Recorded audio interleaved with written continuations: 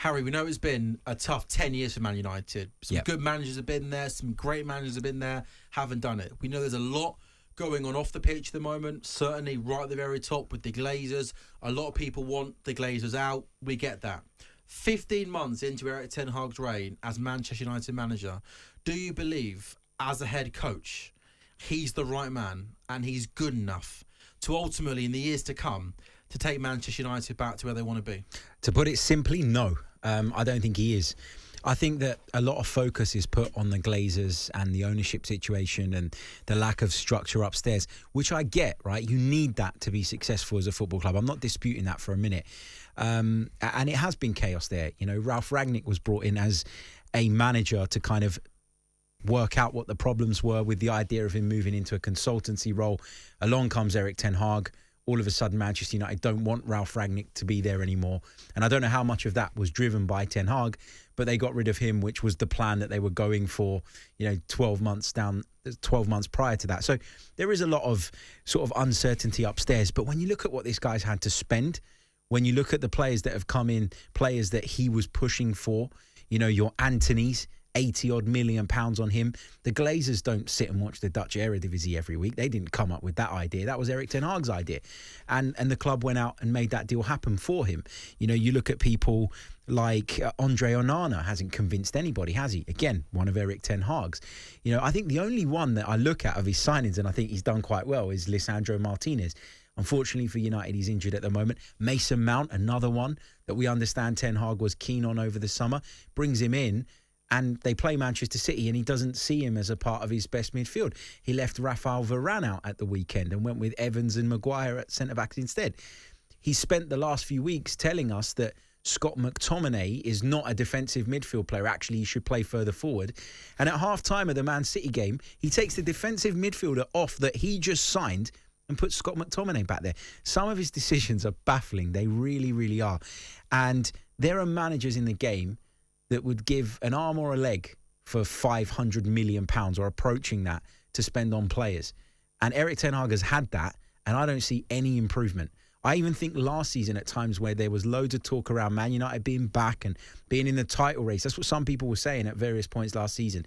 The performances were never there, and therefore it was never sustainable. They were never going to continue in that trajectory, and instead they've gone backwards at the start of this campaign. And Erik ten Hag is not the only problem, but he's a part of the problem.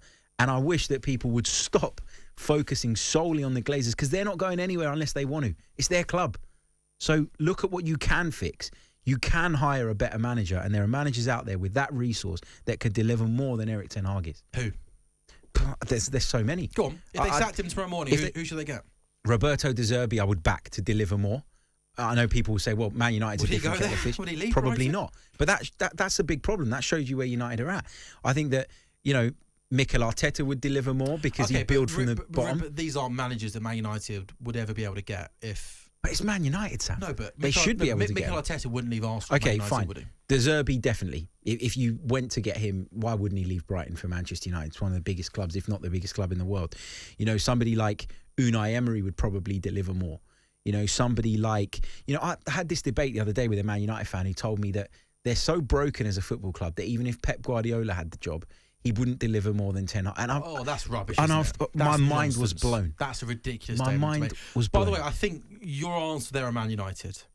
I mean, honestly, forget about what any Man United blogger or YouTuber says or whatever ex-pro they have on the breakfast show. I think you've absolutely hit the nail on the head there, Harry. I think you're absolutely spot on. My next question then to you is, I think he's been given a lot of power, Erik ten Hag, more so perhaps than any other previous Man United manager. Therefore, do you think that even if we get to Christmas time and they're still struggling around perhaps mid-table, that his job will be under pressure? Or do you think they're going to back this guy and maybe say, hey, do you know what? Look at Mikel Arteta at Arsenal. Look how bad they were for the first 2 years and he managed to turn it around. We're going to back this guy. Or do you think he's under pressure now where in a couple of games' time he could be gone? I think he's under pressure. I really do. I think they've got Liverpool coming up in December, and I think that could, if things don't improve before then they could be on the receiving end of a good hiding and he could be out the door. I think this thing about power is really, really interesting because some managers will say, well, I can't do everything, and others want the power because they feel like they can do it their way and they won't have any clashes and any sort of conflicts of interest with regards to certain players that they might bring in and all the rest of it.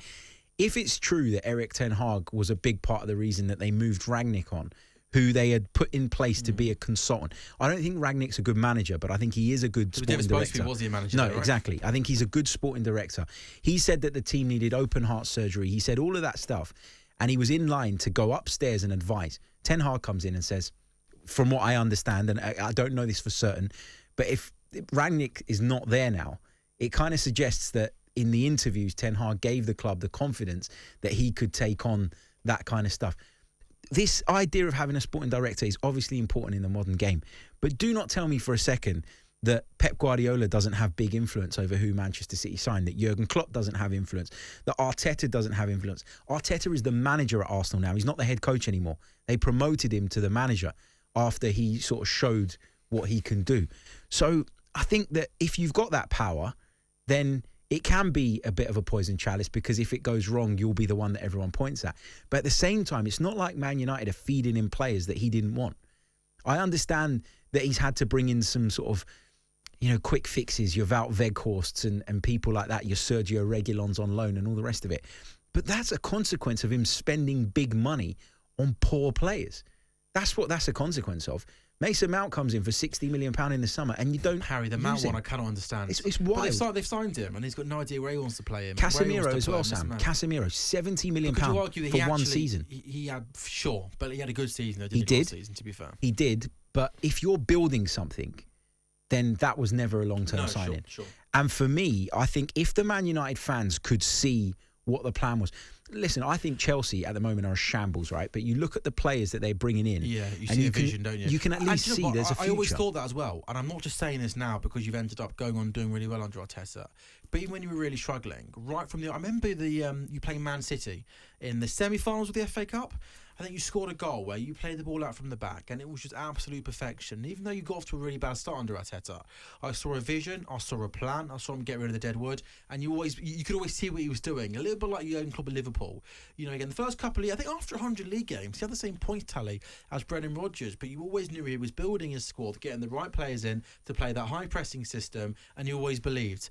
With Ten Hag, and he always seemed to contradict himself in press conferences and interviews, where he says, we want to play counter-attacking football, but you think back to a sub he made, you think, hang on a minute, why are you doing that? And I think the great example you just made there is Scott McTominay. He's kind of stumbled across Scott McTominay, playing off the centre forward, getting into the box, scoring goals. Why at 1-0 are you then putting him back in front of the back four?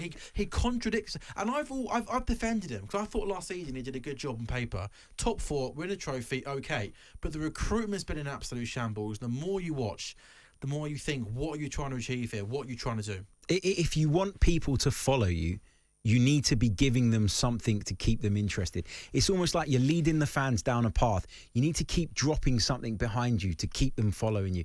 And nothing at the moment, is it? No, there needs to be either be performances, speaking well. He doesn't speak well.